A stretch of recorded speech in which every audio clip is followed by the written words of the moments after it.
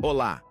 A Lone Tree adora ouvir e espalhar histórias que inspiram, em especial as que nos aproximam e nos ajudam a sermos melhores.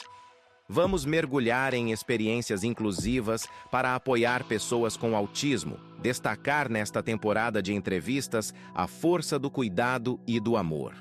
Prepare-se para mais um episódio repleto de histórias de empatia, adaptação e inclusão para com as pessoas com autismo. Estamos aqui com uma convidada super especial, a Kátia. Tudo bem, Kátia? Como é que está?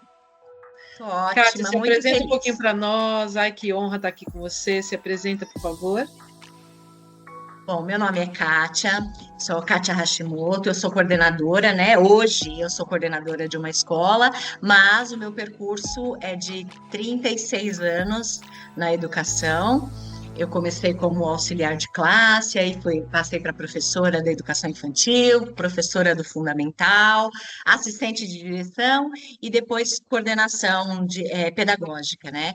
E eu estou muito feliz de estar aqui conversando com você sobre a inclusão, na verdade, né? Não só sobre as crianças diagnosticadas com autismo, porque eu acho que foi o meu maior investimento agora, né? Que eu estou chegando no final da minha carreira. Eu acho que é o maior investimento que eu fiz, é de poder proporcionar uma escola para todos, né? Uma educação integral e que possa ser oferecida para todos, sem nenhuma distinção e considerando as diferenças de todos. Então, estou bastante feliz de poder participar aqui. Ah, incrível, Kátia. Eu acompanhei parte da sua carreira, inclusive estudamos juntas, né, um bom tempo atrás. E para mim é um privilégio estar aqui com você, poder saber um pouco mais de como que vocês atuam com essas pessoas também tão incríveis quanto o que a gente sabe, né, a respeito dos transtornos e a respeito desse espectro, que é muito interessante. Eu estou aprendendo com vocês, viu? Que vocês manjam pra caramba. Conta um pouquinho para nós, cara, como que é o contexto aí, como que é onde você atua, como que essas pessoas se organizam, como que vocês se organizam com essas pessoas? Bom, eu trabalho numa escola que atende as crianças, né, a partir de 2 anos até o último ano da educação básica, né, do ensino fundamental. Não, desculpa, até o médio, né? Até o terceiro ano do médio. Então, a gente tem todo esse percurso básico dentro da escola, e é uma escola que oferece, sim, uma educação integral. Então, a gente pretende formar um cidadão, não só uma pessoa cheia de conhecimentos, mas uma pessoa que consiga interagir numa sociedade, uma pessoa que consiga olhar para a sociedade e fazer a diferença, né? Sendo assim, eu acho que é muito importante para a gente trabalhar com a inclusão de todas as diferenças, né? O nosso lema é ensinando todos, preparando cada um, e dentro desse lema, óbvio, a gente tem que considerar todos, né? Nós temos um trabalho diferenciado para algumas crianças, nós olhamos para as dificuldades de todas as crianças, independente de terem um diagnóstico ou não. Mas, para essas que têm um desafio maior, a gente também tem profissionais especializados aqui dentro, que vão também voltando o seu olhar para essas características individuais, para trazer, lógico, o avanço de cada um, né? Perfeito, Kátia. Kátia, quais são as características que você observa no dia a dia das pessoas com autismo? Quais são as mais comuns e as particulares, né? Características particulares aí que você observa. Hoje, no dia a dia, né? As pessoas imaginam uma criança diagnosticada com autismo, ou um adulto, sei lá, né? Aquele isolado da sociedade, que é impossibilitado de se comunicar, de aprender, não tem capacidade para aprender, não consegue se relacionar. E, na verdade, não é assim, né? O transtorno chama-se transtorno do espectro autista exatamente por isso, porque tem uma gama infinita, quase que infinita, de características em cada indivíduo. Para conviver com isso, é claro que, além do respeito, da empatia, da gente tentar deixar de lado o preconceito, a gente precisa de conhecimento. Uhum. Eu não quero romantizar essa vivência de jeito nenhum, não é fácil, na verdade, não é fácil conviver com o diferente. né, com o que a gente considera diferente. Então, isso não é fácil. Isso não é fácil para a família, isso não é fácil para a própria criança, para os colegas, para os professores, para nenhuma pessoa que está envolvida diretamente com essa criança, é fácil, né? Mas o conhecimento liberta. Né? Então, você tendo conhecimento sobre o que pode vir, essas adaptações que a gente precisa fazer no dia a dia, as mudanças de rotina, o olhar mais diferenciado para algumas coisas, os estímulos, eles ficam muito mais tranquilos, né? Essas crianças, elas têm sim características especiais, tanto para um lado que a gente considera positivo, quanto para um lado que as pessoas costumam levar para o lado negativo, né? Esse transtorno, ele é um transtorno do neurodesenvolvimento, ou seja, tem algumas funções neurológicas que não se desenvolve de acordo com o esperado. O que não significa que isto é ruim, é só diferente. Né? O transtorno do espectro autista, ele desafia os médicos, os psicólogos, os professores, as famílias, por conta dessas características, né, que são muito diversificadas. Elas podem incluir desafios os prejuízos de linguagem, os desafios do comportamento daquela criança, das relações sociais, desafios cognitivos, emocionais, né? Além de também poder incluir, por exemplo, uma superabilidade. Né? As crianças, é bastante comum a gente ter criança do espectro autista que também tem o diagnóstico de altas habilidades. Né? E altas habilidades também não está dentro de um diagnóstico que seja considerado fácil da gente lidar. Sim. Existem algumas características que são mais comuns no autismo, né? Então, por exemplo, as crianças, elas não se interessam pela mesma coisa das outras crianças que têm a mesma idade dela, né? Às vezes, por exemplo, você oferece um brinquedo de montar. Para algumas crianças, elas batem o olho e é óbvio, isso é um trem. Então, um trem faz assim, faz assim, faz assim, e eles vão montando. Para outras crianças, mesmo que não seja do espectro, elas podem ser muito criativas e tentar montar de um outro jeito. E a criança dentro do espectro, com certeza vai montar de outro jeito.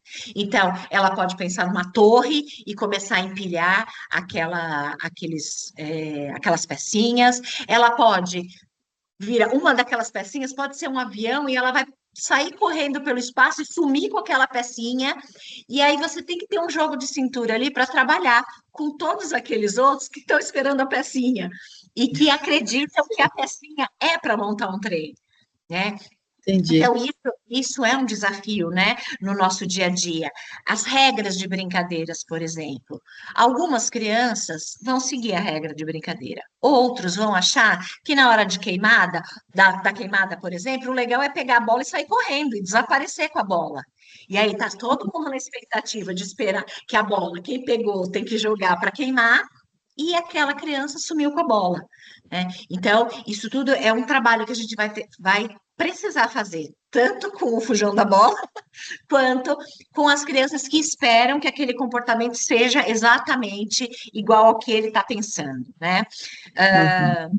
As dificuldades na interação social, os movimentos repetitivos que eles fazem, né? Que são chamados de estereotipias, emissão de som, que para muitas pessoas, nossa, veio do nada. Não veio do nada para a cabecinha dele, mas aquela emissão de som constante, a repetição, eles têm muito hábito, por exemplo, de ficar repetindo um som que eles ouviram, ou repetindo uma frase de um filme que foi muito marcante para eles. Então, às vezes, num contexto que para os outros não tem a ver, para ele tem, e ele repete aquela frase. A insistência nas rotinas, né? Eles quererem o tempo inteiro saber que seja tudo previsível. Tudo isso é importante para aquela criança. E quando sai dessa rotina, dessa coisa previsível, isso desestabiliza a criança, né? Sim. Então, acaba deixando os relacionamentos um pouquinho complicados, né? Principalmente com as crianças menores. Mas isso tudo, dependendo do trabalho que a gente vai fazendo, quanto antes a gente consegue fazer esse trabalho, é, é mais fácil das crianças entenderem, né? Sim. Isso precisa também ficar claro para os outros. Claro, para Uhum. todos os adultos que estão envolvidos, claro, para as famílias e, claro, também para aquelas crianças que estão convivendo. Eles precisam entender. Tem uma diferença? Tem sim, mas essa diferença vai ser trabalhada, né? Ele vai conseguir fazer outras coisas, Certeza. ele vai conseguir mostrar habilidades dele que são diferentes dos outros, mas que também são legais, né? E que se ele não suporta um som, a gente não precisa fazer aquele som, a gente pode fazer outro, ou a gente pode ajudar, né? Ai, nossa, nós temos crianças, por exemplo, que hoje percebe, começou um batuque na quadra. Nós temos coleguinhas que já pegam na mão daquela criança que não suporta o som e fala, vamos para outro lugar? Ou então olha para a professora e fala, vai fazer barulho, porque eles já sabem que a criança vai ter uma reação e eles já estão tentando prevenir, né? Isso faz Uhum. parte de um trabalho de respeito, né? Muito bom, Kátia. Então, eu entendi que vocês têm algumas adaptações na escola, né? Inclusive comunicar aos demais alunos, professores, que aquelas pessoas têm um comportamento diferente, têm uma adaptação diferente. É isso? Com relação ao comunicar, isso é um pouquinho mais complicado, porque a gente depende da autorização da família, né? Tá. Então, a gente tendo a autorização da família, a gente faz uma conversa com a classe, às vezes a gente conversa com os terapeutas, por exemplo, e a gente vê, ó, o que que você acha? A gente faz uma conversa com ele presente ou não? Então, a gente conversa com os terapeutas, aí a gente faz uma conversa com as crianças. Tem, dependendo da idade, tem historinhas, tem filminhos que a gente consegue passar e ir puxando conversa, né? Quando a gente não tem a autorização da família, aí a gente trabalha de um outro jeito, valorizando as diferenças, né? Falando bastante sobre o respeito, mas daí não fala exatamente, não está falando exatamente daquela criança, né? Fica Tá. um pouco no ar, e aí vai depender um pouquinho da interpretação das crianças e das famílias, né? Da sensibilidade deles, né, Ká? Sim, sim. Do quanto a gente também consegue sensibilizá-los, né? Uhum. Nossa, é um desafio, né? É. E Com tem alguma relação à história mais. adaptação, oh, desculpa. Com relação Não, à pode falar. adaptação assim de conteúdo, muitas vezes a gente não precisa, né? Na verdade, hoje aqui na escola, é, do meu pedaço, né? Eu coordeno do segundo ao quinto ano. Hoje, do segundo ao quinto ano, eu tenho 9 casos diagnosticados do autismo e alguns em investigação. Tá. De todos esses, só uma criança precisa de adaptação de conteúdo, porque ela ainda está num processo. No restante, a gente faz ali adaptação de metodologia, né? Então, para essa criança, não adianta eu apresentar um texto gigante de uma vez só, eu posso apresentar para a classe toda e com ele eu vou lá no particular, converso sobre as partes, né? Ou já entrego uma folhinha para ele com alguns trechos grifados do que ele vai precisar fazer, né? Às vezes eles não suportam ali a quantidade. Eles vão bater o olho e falar, nossa, eu não vou dar conta de tudo isso. E aí já desestabiliza e não dá conta de nada. Então, o que que a gente faz? Antes da gente começar a apresentar, por exemplo, uma folha, todo mundo vai ter 10 exercícios, ele vai ter 3 para não desestabilizar, a gente faz alguns combinados que a maioria das vezes dá certo. Fala, olha, você vai receber uma folha de 10 questões. Uhum. O que que nós vamos fazer? A prova vai escolher 3. Então, tem 3 lá que ele já recebe marcadinho. Então, eu falo, ó, se você deu conta desses 3, bacana, parabéns. Se você quiser fazer mais, aguentar fazer mais, ou puder fazer mais, a gente vai fazendo os outros. Então, isso sempre dá muito certo e a gente vai conseguindo, aos poucos, aumentar essa quantidade, né? Então, a gente não Sim. precisa entregar uma folhinha para eles com um exercício. A gente pode ir mostrando para ele que, passo a passo, ele vai conseguir ali, né? Aumentar essa quantidade. Perfeito. Se a família, por exemplo, não aceita, sei lá, ou até fazer o diagnóstico mesmo, a escola sinaliza que ele tem uma questão que tem que ser investigada, E pode ser que a família não acredite que não tem nada, que não tem que fazer alguma ação em cima daquilo, e a escola, por conta dela, ela acaba fazendo um diagnóstico internamente. Como é que vocês atuam com essas questões aí um pouco mais complexas? Na verdade, isso não é muito fácil, né? Óbvio que a gente não pode, por exemplo, determinar, olha, você só matricula se você for atrás para descobrir o que ele tem, isso não existe, né? A gente costuma, sim, observar bem essas crianças e na medida ali, a escola é um mecanismo muito bacana, porque mesmo que essa criança frequente, por exemplo, clube, frequente a escola de natação, a escola do judô, a escola do inglês, a instituição escola é um lugar, é um espaço muito privilegiado para a gente conseguir perceber tudo isso, né? É um lugar onde a criança vai colocar ali em prática tudo aquilo que ela sabe, tudo aquilo que ela aprendeu, tudo aquilo que ela sente, num meio de iguais, né? São crianças da mesma idade que ela, um pouquinho mais velhos, um pouquinho mais novos, mas estão ali, é um momento dela se mostrar, dela se revelar. Então, para a gente, no dia a dia, é bastante fácil perceber algumas coisas, né? A Uhum. escola nunca faz diagnósticos, mas a escola percebe, né? Nós temos marcos importantes de desenvolvimento das crianças, e a gente consegue observar o que está dentro e o que está fora, né? Disso que é esperado.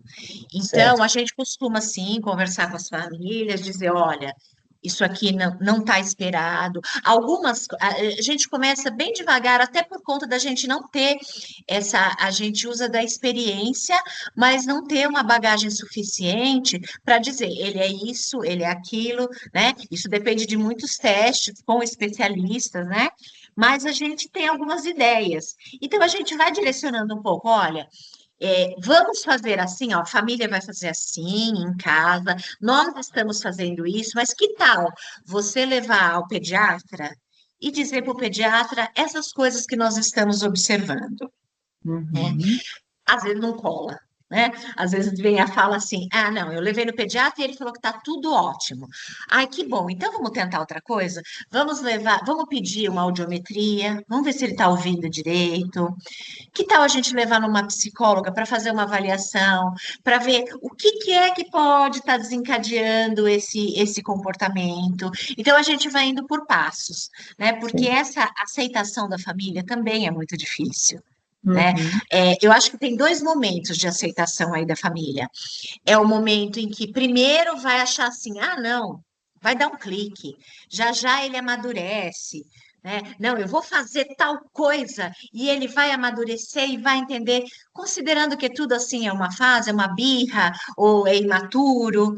Ah, não, eu era assim quando eu era pequena, eu fui assim até 6 anos, depois deslanchei. Né? Então, isso acontece muito, muito. E é natural, né? Ninguém quer. Eu acho que a gente idealiza, quando a gente está grávida, né? Todo aquele processo, a gente idealiza o nosso filho. A gente Sim. idealiza ele perfeitinho, sem birra, educado, o aluno que só tira 10, que se ele quiser estudar para ser médico, ele vai ser médico, ele vai ser engenheiro. Então, isso tudo passa pela nossa cabeça, mesmo que inconscientemente a gente imagina, né? O meu ser perfeitinho, e a gente cria um ser perfeitinho. Então, quando a gente começa a ver esses desafios, a gente fala: não, não, não, não é isso, vai dar certo. E aí vai passando um pouco o tempo e a pessoa vai percebendo: talvez não esteja assim tão ideal, eu vou pesquisar, eu vou procurar. Hoje todo mundo, se for no especialista, vai ter diagnóstico. Pode ser? Sim, pode ser. Mas eu acho que a gente não pode descartar essa possibilidade, Sim. né? E Talvez as precisa famílias procurar. tenham esse bloqueio por conta até da ausência de informação, de pesquisa, né? De compreender melhor, né, Kátia? Sim, eu acho que a partir do momento que pula, sabe, passa esse períodozinho assim de luto mesmo, né? De perder aquele filho que idealizou, eu acho que as pessoas começam sim a se aprofundar um pouquinho mais, ou a ter uma flexibilidade maior para procurar alguma ajuda. Né? Então, eu Entendi. acho que isso vai acontecendo aos poucos. Então, o trabalho assim, da escola é desse convencimento ali, de ir conversando, de ir mostrando, de ir sugerindo. Então, é um passo a passo que às vezes demora bastante. Verdade. A educação ela não se restringe só ao aluno, né? Muitas vezes acaba transbordando para a família e tendo que Sim, fazer essa mediação, né, Kátia? sim, É, isso acontece verdade. muito.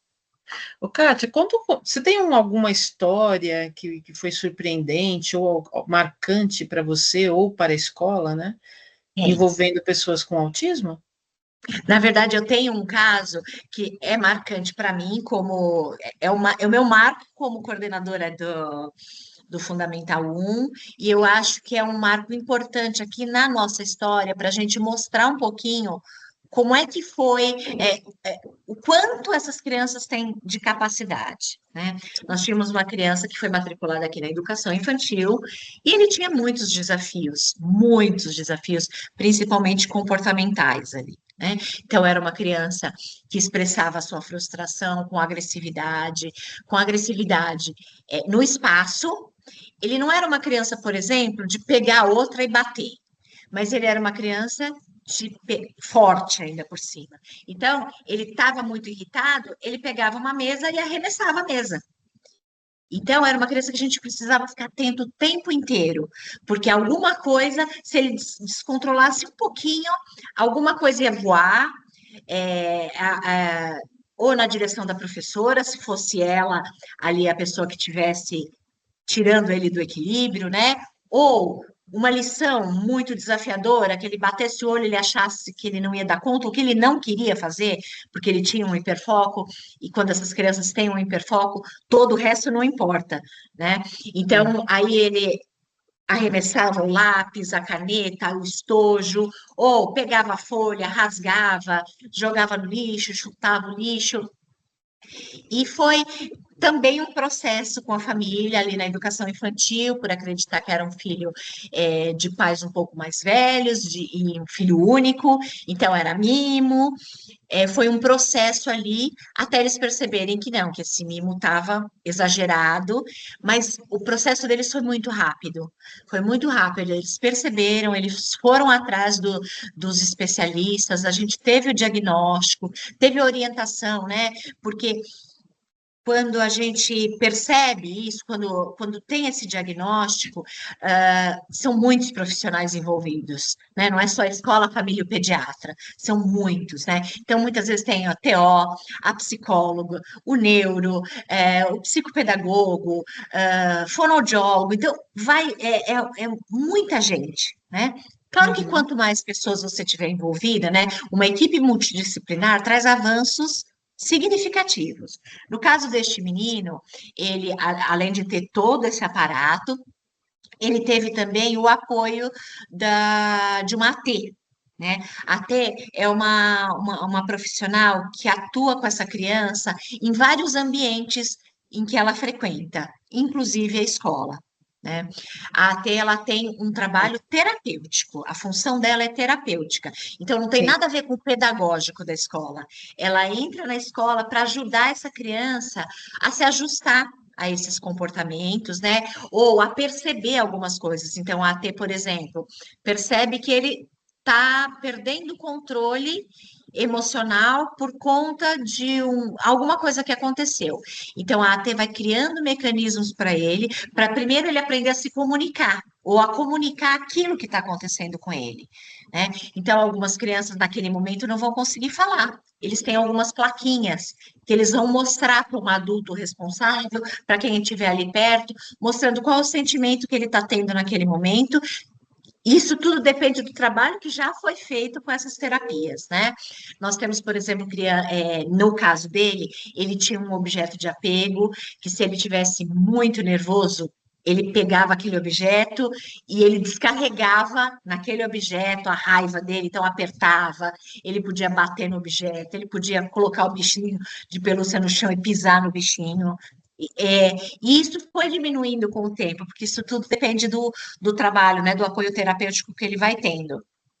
E aí, Uhum. esse menino, ele foi evoluindo muito, ele passou a conseguir participar das aulas, interagir, fazer contribuições importantes para a aula, fazer as atividades dele. Só que ele seguiu assim, do segundo ano até o médio, tendo esse apoio da AT, né? Sim. Para a gente aceitar a AT, para a mãe conseguir o apoio do convênio para ter esse AT, demorou bastante. Então, no período que a gente teve do segundo ao quinto ano, ele não tinha ajuda da AT aqui na escola, mas ele tinha muito apoio fora da escola.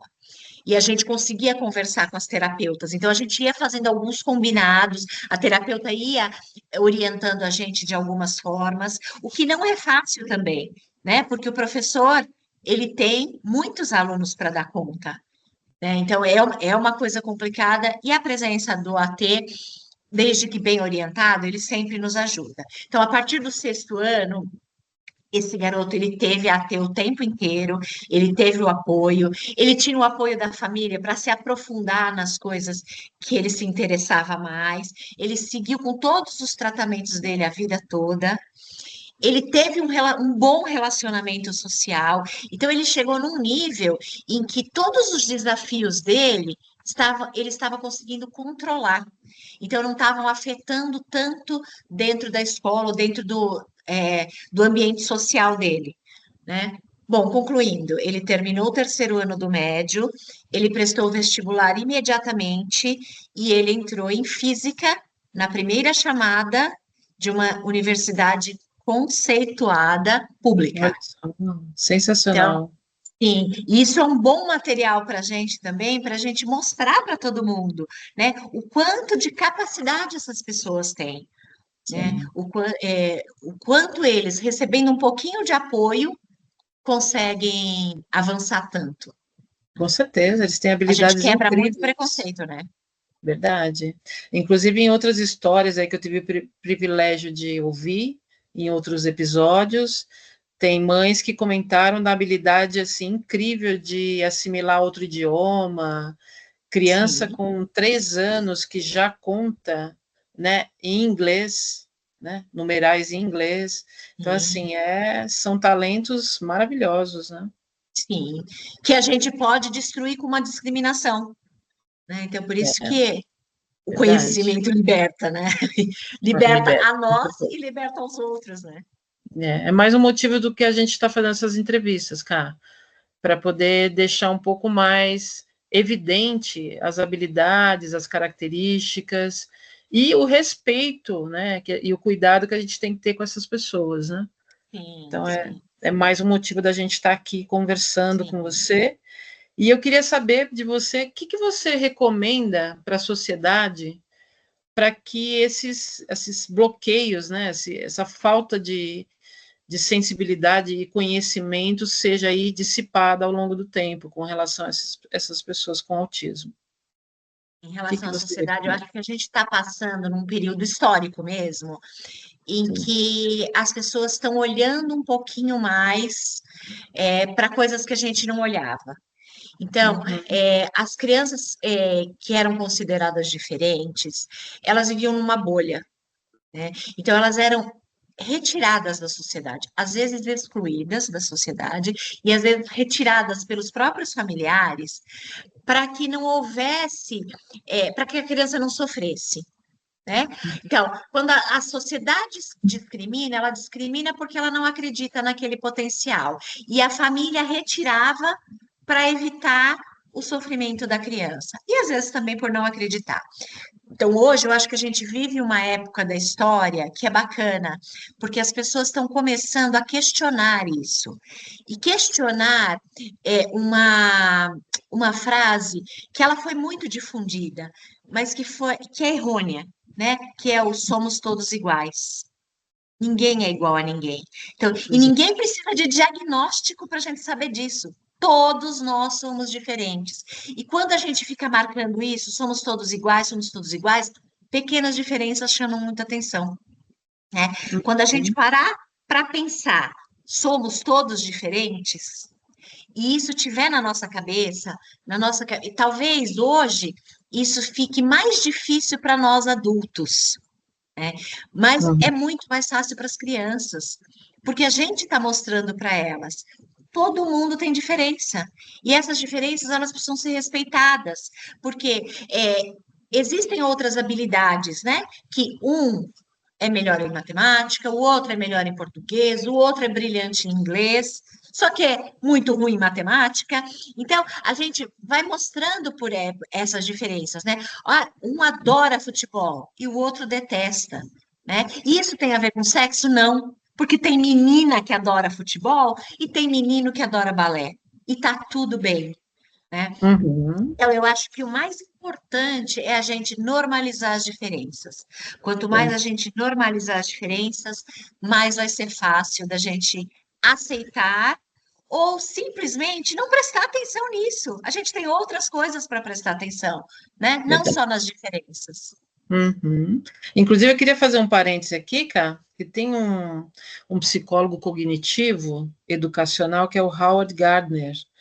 E nos anos 80, ele trouxe para nós, né, um estudo sobre inteligências múltiplas. Então, todo mundo fica assim, o fulano só é inteligente se ele manda bem na matemática e no português, né?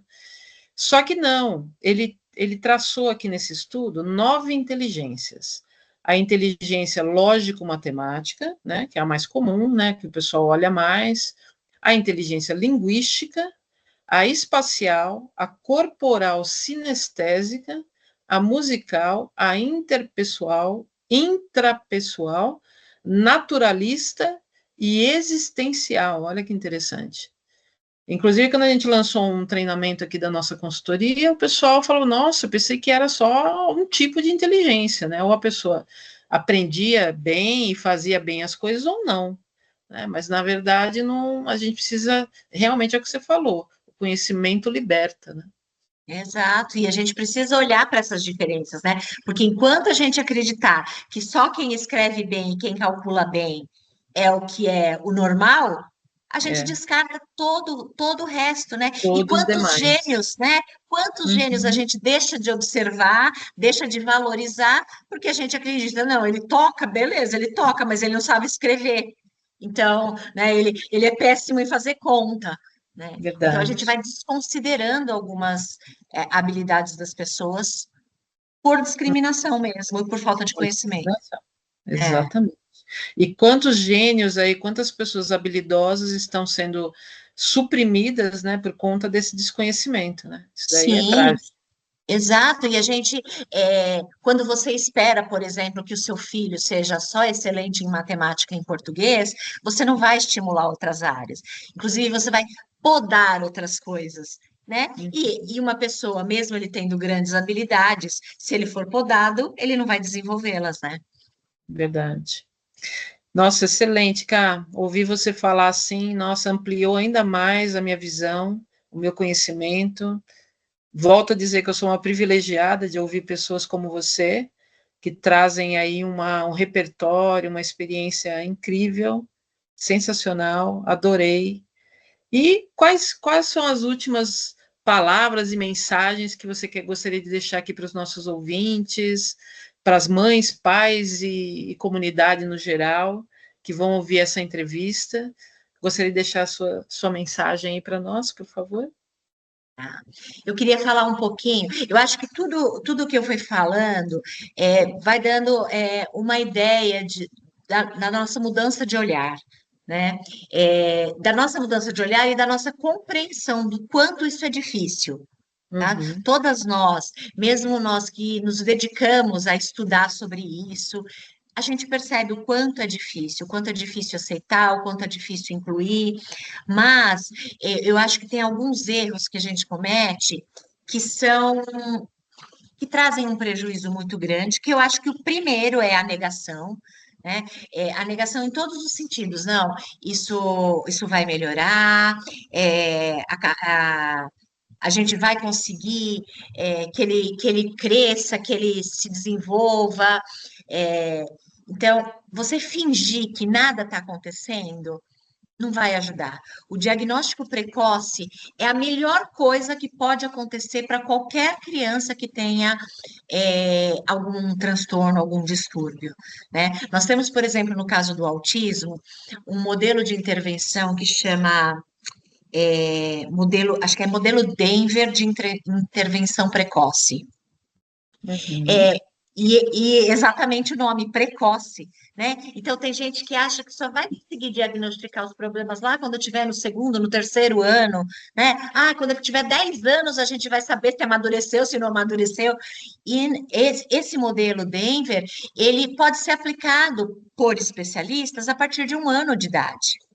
Ah, mas 1 ano de idade é impossível, não é impossível você descobrir, né? Por conta dos marcos que a gente tem estudados, dos marcos de desenvolvimento da criança. Então, por exemplo, uma criança com 6 anos de idade, desculpa, com 6 meses de idade, por exemplo, tem Sim. coisas que estão esperadas. Né? Então, por exemplo, ela consegue seguir com os olhinhos se alguém passou com uma coisa colorida, grande na frente dela, ela consegue esboçar um sorriso, balbuciar, ela consegue olhar para o rosto da mãe ou o rosto do pai, para quem estiver amamentando ela consegue olhar, ela consegue fixar o olhar, ela consegue ir com a mãozinha para tentar pegar. É claro que isso pode variar, por exemplo, não foi com 6 meses, mas foi com 7, com 8. Isso vai variar de criança para criança, mas Sim. são marcos importantes que a gente pode observar. E aí, a gente observando, a gente já começa a Uhum. construir uma historinha ali, né, desses Certo. atrasos. E que seria uma Uhum. coisa importante, por exemplo, um alerta importante para os pediatras. Os pediatras tinham que ter isso na ponta da língua, desses marcos de desenvolvimento, e através de perguntas simples, né? Ou tá ali examinando ele próprio, mexendo um objeto, ele consegue verificar, a criança está acompanhando, não está? Então, tudo isso eu acho que é muito importante. Então, essa negação, ela não ajuda. Mais para frente, depois que houve todo. Passou a fase da negação, trouxemos as pessoas para ajudar nesse desenvolvimento. Tem duas coisas aí importantes, que seriam o esconder o diagnóstico. Os pais acreditam que não dizer para a criança vai favorecê-la, porque vai obrigá-la a tentar ser igual aos outros. Né? Sim. E não é bem assim que isso vai acontecer, né? Ela vai, conforme ela vai crescendo, ela consegue perceber que os amigos dela conseguem entrar numa sala de música e conseguem ficar lá e participar. Ele não consegue, ele se desequilibra. Aquilo é insuportável para ele. Ele Sim. percebe que todo mundo usa o blusão da escola e ele não pode, porque aquela textura é insuportável para ele. Né? Ele percebe que todo mundo conseguiu montar um brinquedo e ele não conseguiu porque para ele aquilo não faz sentido. Então, se ele souber que ele tem sim um diagnóstico, mas que todas as pessoas envolvidas conseguem trabalhar com ele para que ele vença alguns obstáculos, que algumas coisas ele não vai se livrar para sempre, mas ele vai criar algumas estratégias e as pessoas estão ali para ajudar nessa estratégia. Né? Isso é importante para eles também, isso dá uma força emocional para ele enfrentar. E outra Uhum. coisa que é importante também, ainda relacionada à família, é a dificuldade encontrada, porque não envolve só o emocional da família, a família aceitou, agora está tudo bem. Não. Além de tudo isso, tem essas terapias custam muito dinheiro, muito. E, Sim. não, e não é só isso, né? Ah, mas ele consegue no público, ele com muito esforço, com muita força da lei, consegue no convênio? Consegue algumas coisas. Muito eficientes, talvez não. Mas já é alguma coisa, né? Ele consegue isso. Mas essa família, ela tem que ter à disposição ou uma pessoa ali, ou o pai ou a mãe, ou uma rede de apoio disposta ali, porque esses tratamentos usam muito tempo. Né? A família tem que ter tempo para levar. Um dia é fono, outro dia é psicólogo, outro dia é musicoterapia, outro dia não sei o quê. Tem o horário da escola, tem as atividades que ele tem que fazer em casa. Então, isso é uma coisa que, que a gente precisava achar um jeito de ser menos custoso, né? Para realmente poder ser para todos. Porque Sim. se você pensar numa vida dessas, ela não é para todos, né? Ela é para uma classe privilegiada e ponto final, né? É E interessante isso que você trouxe, cara. Muito interessante. Sim, porque a gente precisa ter o olhar para isso, né? É fácil, não é fácil para a gente, enquanto escola, fazer essas cobranças, mas e a gente olhar para aquela criança e falar, meu, ele tem muito potencial, mas ele precisa disso, disso, disso, disso. Às vezes a família também acha que precisa, mas não tem como. Né? Então a gente vai trabalhando dentro do possível. E acho que Sim. outra coisa também que a gente precisa lutar muito é contra a discriminação velada. Eu acho que isso acontece muito mais na escola particular, né? Em partes eu até entendo, né? Porque quando você coloca o seu filho lá, você escolhe a escola, às vezes você escolhe pelo valor, né? Ó, é particular, mas é um pouquinho mais. Oi, você tá me vendo? Tô vendo sim, cara. Ah, porque para mim sumiu tudo aqui. Bom, tudo bem, vou continuar. Não, tá ok aqui para mim. Vai lá. Tá. Então, às vezes, você coloca a pessoa ali na escola particular, né? O seu filho, você matricula ele ali na escola particular, e você tem aquela sensação de que, ó, agora eu estou oferecendo tudo que o meu filho precisa. E é esse o objetivo mesmo quando você coloca, né? Mas aí você não pode simplesmente negar que outras pessoas existem. Então, a gente tem muitas conversas assim, o pai vem e fala assim: olha, eu entendo que o fulano tem dificuldade, eu entendo que ele tem características especiais, mas ele está atrapalhando meu filho. Ele faz barulho e a minha filha não gosta. Ai, a minha filha está cansada de ouvir ele falar a mesma história. Ai, o meu filho está sendo prejudicado porque a professora dá mais atenção para o fulaninho do que para o meu filho, né? Então, eu acho que essa discriminação velada na escola é uma coisa que incomoda muito principalmente os educadores. E a gente tenta, né? Tenta ali mostrar o quanto é Uhum. importante também aquela criança estar ali, o quanto aquela criança também está proporcionando momentos de aprendizado. Todos eles no convívio social, de alguma forma, fazem o grupo crescer. E Com certeza. isso é uma coisa que nos incomoda bastante, né, enquanto É, educadores e enquanto responsáveis por uma educação integral. A gente quer que todos tenham a possibilidade de, de crescer, né?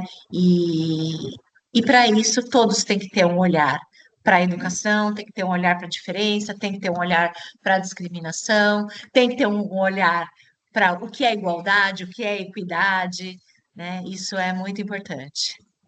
nossa, demais, cara. E você trouxe assim uma questão bem importante e forte, né, para o contexto, que é a compreensão, os pais, né, a família, as pessoas que estão no entorno da pessoa com autismo, elas aproveitarem esse momento para quê? Para promover esse comportamento da inclusão, né, do acolhimento, do cuidado.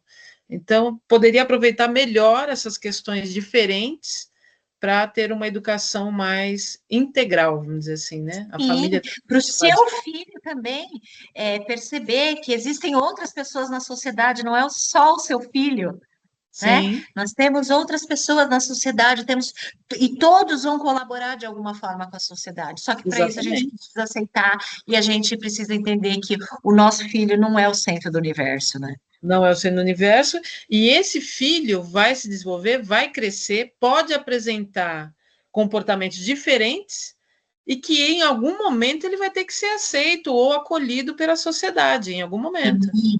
E em até alguma por conta etapa da dessa vida, né? educação, até por conta dessa educação que ele está tendo, ele pode não ter um transtorno relacionado ao neurológico, por exemplo. Ele É, pode ter um transtorno social, porque ele vai ser um reizinho num lugar em que reizinho não cabe. não Então, em cabe. algum momento, ele vai ter que ser aceito, ele vai ter que aprender algumas coisas. Então, quanto antes a gente conseguir isso, melhor, né? Ele vai ter que ceder em alguns momentos, Sim, porque a vida precisa de equilíbrio. Uma hora você cede, uma hora você assume a liderança. Então precisa ter esse equilíbrio o tempo todo, né? Exato. Eu acho que os pais têm que parar um pouco, refletir, entender que não existe só esse momento, a vida ela é integral, ela envolve uma série de fatores, e que em algum Sim, momento o filho dele também vai precisar de apoio, de ajuda, de compreensão, e sim. que é uma troca, né? A vida é uma troca. A vida é uma troca, e que ele não precise, mesmo que ele não precise em nenhum momento, que ele seja brilhante, que ele seja emocionalmente estável. Que bom que ele sabe respeitar o outro, né? Ele só vai ser um ser integral se ele se formar em todos esses âmbitos, né? Exato. Não só o acadêmico, não só o de privilégios. É. Ah, Eu queria só deixar uma dica aqui, cara. Você atua numa escola particular, mas eu conversei com uma mãe que é ela tem o filho na rede pública, e ela foi buscar ajuda da UBS do bairro dela. Foi super bem atendida, bem direcionada, mas também é uma mãe assim diferenciada, sabe? Ela vai atrás, ela quer se informar, ela assiste tudo quanto é vídeo no YouTube. E ela hoje foi tão emocionante ouvir ela dizer que o filho dela que tem autismo, ele tem 3 anos, o Rafael, né? Eu vou falar o nominho dele aqui porque é uma história linda. Eu gostaria que o pessoal ouvisse esse episódio dela também. E o Rafa não interagia muito, né? Só que em dado momento ela estimulava tanto ele que um belo dia ele olhou para ela e falou: Bom dia, mamãe. Interagiu com ela, coisa que ele não fazia antes. Então, é um momento tão marcante, assim, de uma mãe com um filho que tem um diferencial incrível que pode ser aproveitado da melhor forma possível, e essa mãe nos trouxe esse presente, né? sim, sim. É muito De como ela emocionante. trabalhou tudo isso, né? Nós também, como educadores, a gente se emociona muito quando a gente vai. É. É que para algumas pessoas isso é tão pequeno. Ah, meu filho fala bom dia, mamãe, desde que ele aprendeu a falar. Que legal! Mas tem uma criança que conseguiu olhar para mim e falar bom dia, coordenadora Kátia, com 10 anos de idade. E isso é super emocionante. A gente vai, sabe, a gente vai comemorando pequenas conquistas, porque a gente sabe o quão foi difícil aquele percurso, né? Exatamente. Para mim, assim como coordenadora também, eu tive um percurso muito grande em relação aos professores. Né? Porque não é fácil para eles, gente. Eu entendo que não é fácil. Eles têm, aqui na escola particular, por exemplo, tá, no máximo tem 25 crianças, é perfeitamente normal e viável a gente trabalhar ali com 25 crianças numa sala de aula, mas são 25 crianças diferentes, são 25 expectativas diferentes das famílias, sabe? Então, muita coisa envolvida. A burocracia, o tanto que você precisa trabalhar, o tanto que você precisa se aperfeiçoar no campo emocional, no campo das artes, no campo da tecnologia. Então, é muita coisa para o professor, eu entendo perfeitamente, mas para mim não cabe um professor que olha para uma classe e fala assim: eu tenho 24 alunos mais o fulano. Isso para mim é inaceitável. Sim. Todos nós temos uma classe, um grupo de crianças que a gente vai trabalhar. É inaceitável eu pensar que eu vou poder dar uma aula e essa aula vai atingir a todos, que eu vou poder usar sempre uma mesma metodologia, que eu não preciso pensar em coisas diferentes para as crianças diferentes, que eu não Sim. consigo pensar numa aula em que essa aula realmente seja para todos. Eu não preciso tirar o aluno que tem TDAH, o aluno que tem o PAC e o aluno que tem autismo da sala de aula para dar aula. Eu não preciso disso. Mas eu preciso me dedicar a essas diferenças.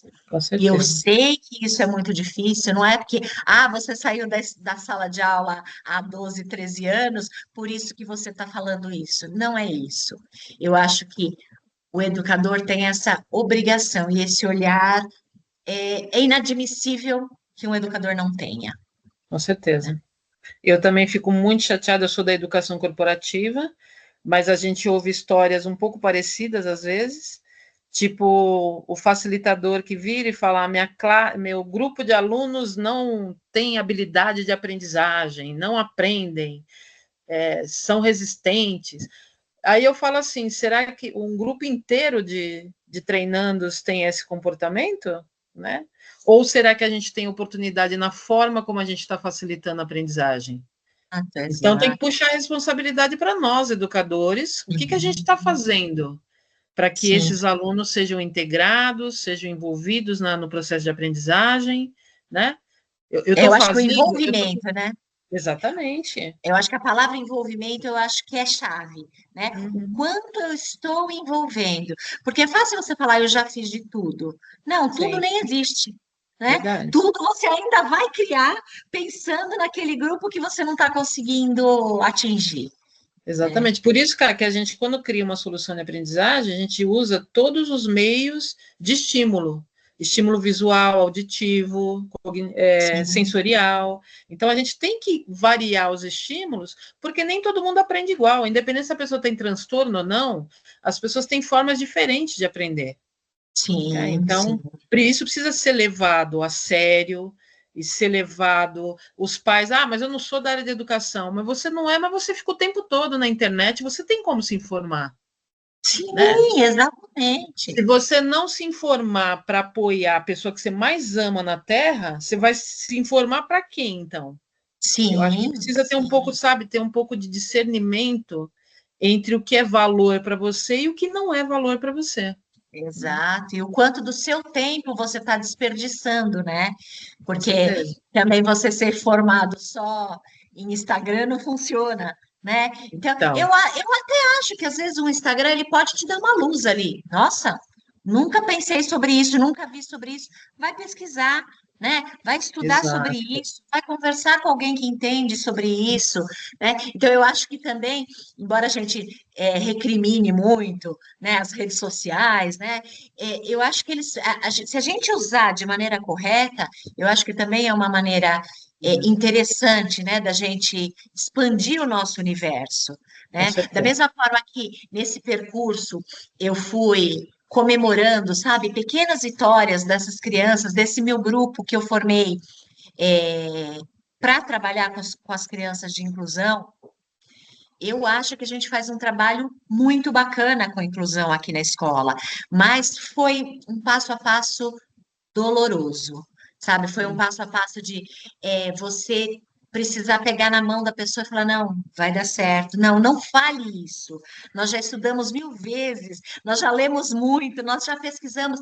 Esta fala é inaceitável, porque eu acho que chega um ponto que você tem que dizer isso. Isso é inaceitável, né? Exato. Eu acho que você vai colocando um percurso para a pessoa, vai estabelecendo metas. Então, aqui eu tenho que olhar para os dois lados, né? Eu estabeleço metas junto com elas para as crianças, mas eu estabeleço metas de crescimento para os profissionais da área da educação, né? Que estão submetidos a mim. Então, eu acho que eu também fui nesse percurso comemorando muitas vitórias. E também fui nesse percurso ficando muito irritada com algumas falas, né? Com algumas coisas que estão embutidas na gente e que elas não têm culpa. A gente não tem culpa de discriminar, mas a gente tem culpa, sim, de não aceitar as orientações e não buscar o conhecimento para sair deste lugar de discriminador. Sim, verdade. Nossa, perfeito. Vamos, então, assumir a responsabilidade em cuidar do outro, entender melhor, pesquisar, ouvir os profissionais. Mas eu acho que o fulano não está dizendo aquilo que eu gostaria de ouvir. Se não está dizendo, ouve outras pessoas. Isso. Né?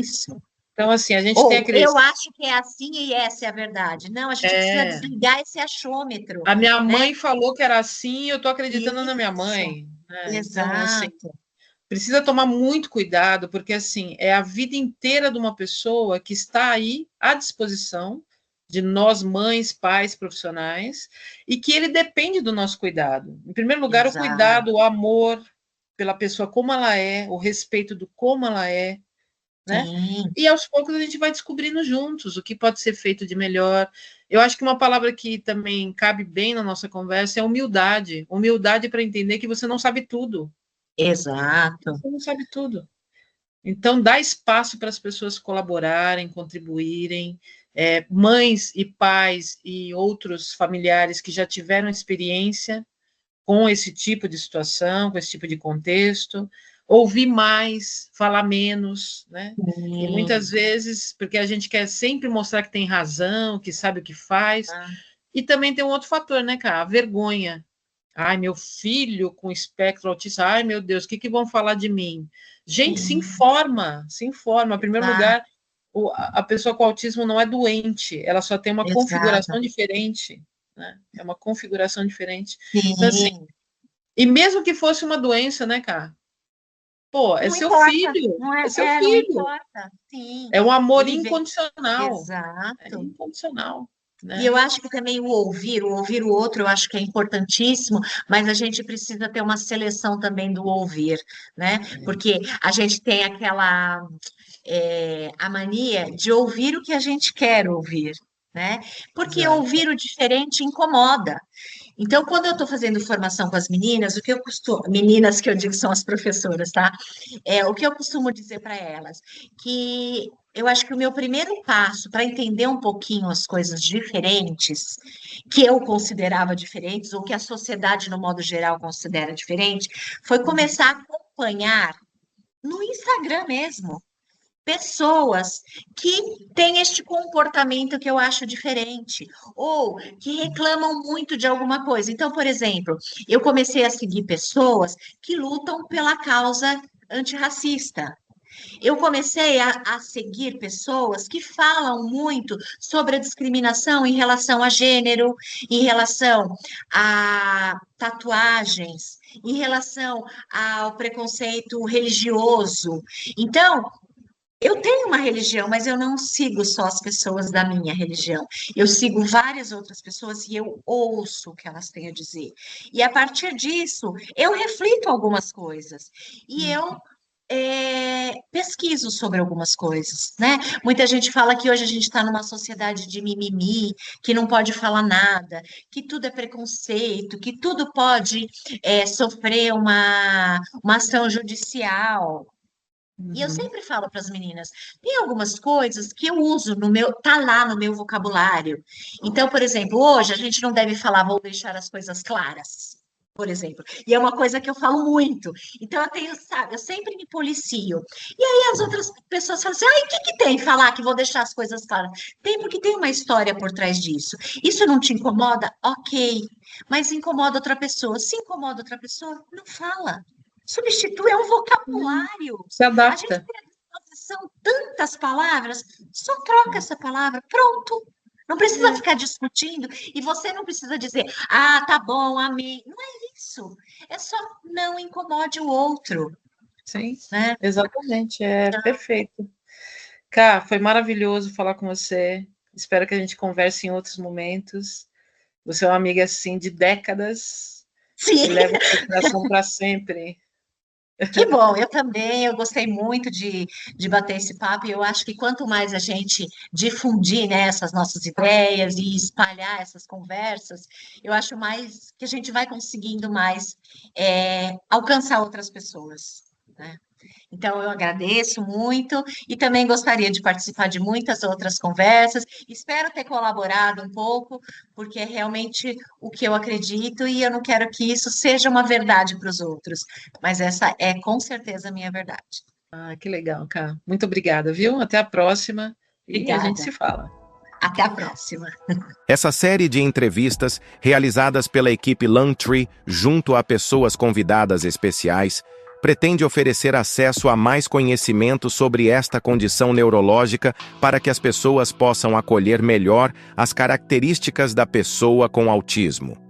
Estima-se que haja cerca de 5,6 milhões de pessoas com transtorno do espectro autista, TEA, no Brasil. Esse número é baseado em uma projeção do CDC, Centers for Disease Control and Prevention, para o Brasil.